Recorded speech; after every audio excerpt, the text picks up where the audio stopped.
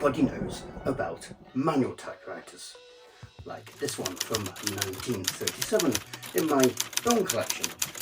And I assume everybody knows about manual typewriters, and everybody knows about electric typewriters and the word processors that replaced them in the 1990s. But did you know that for a short period there was a time when typewriters were electromechanical?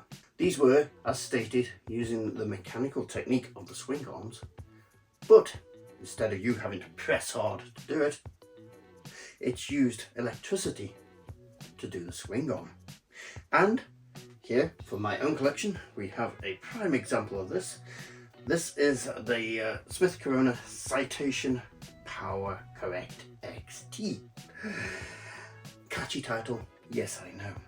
And this, I've not been able to date it exactly, but it dates from the late 70s, early 80s. I've had this for about 10 years. When I found it at a car boot sale for about £5, wasn't in the best condition.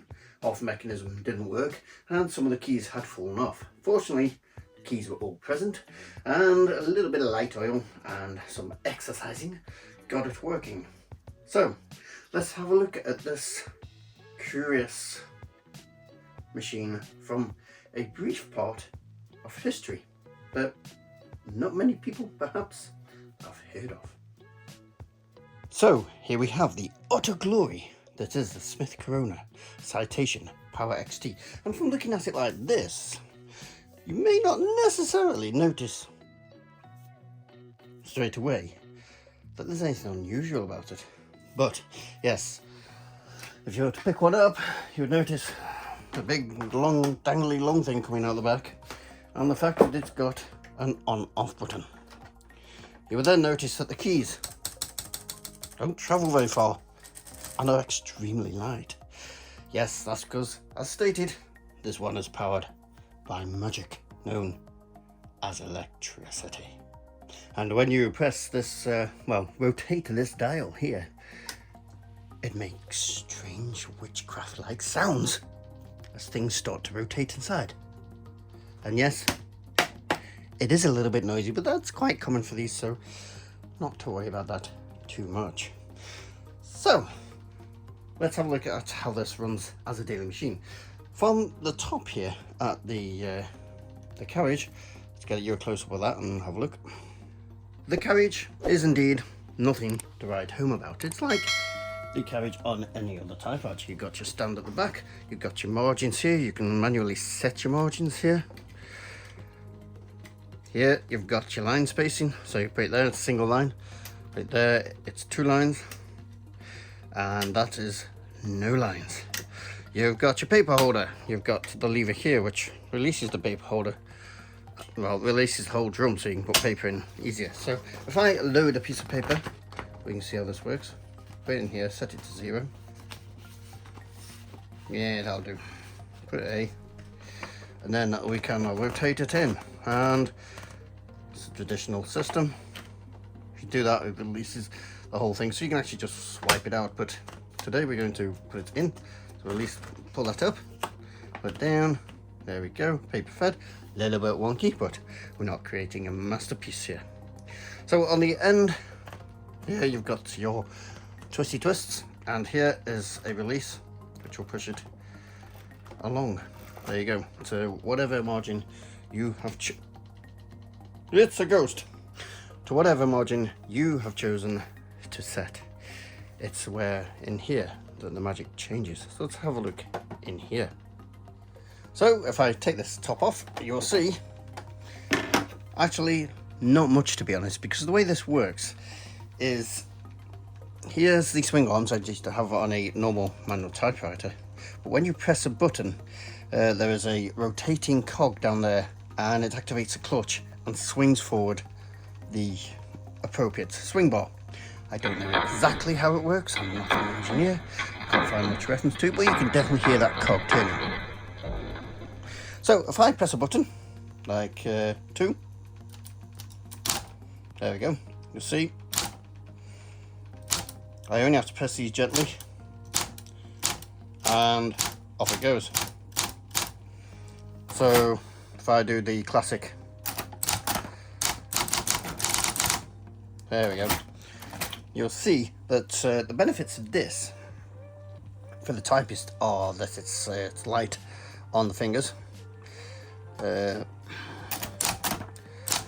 is very light for typing on. Yep, got a mistake there. But as well as being light, oh, we're getting paper stuck. There we go. What you don't get with a manual typewriter is a very consistent output here.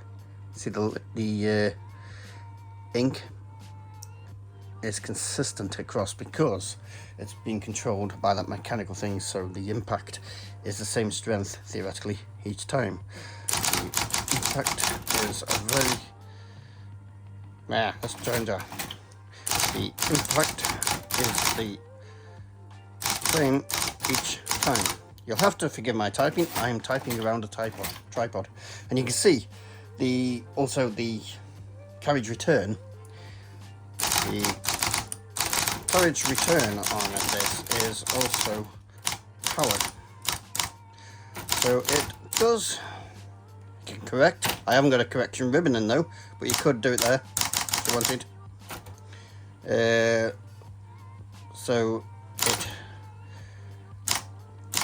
does go. Oh, it's all gone caw. Right. So there we go. There we go. I've knocked the thingy somehow.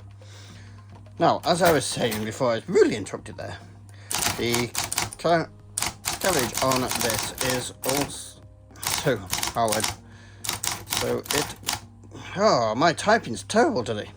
Goes back really fast.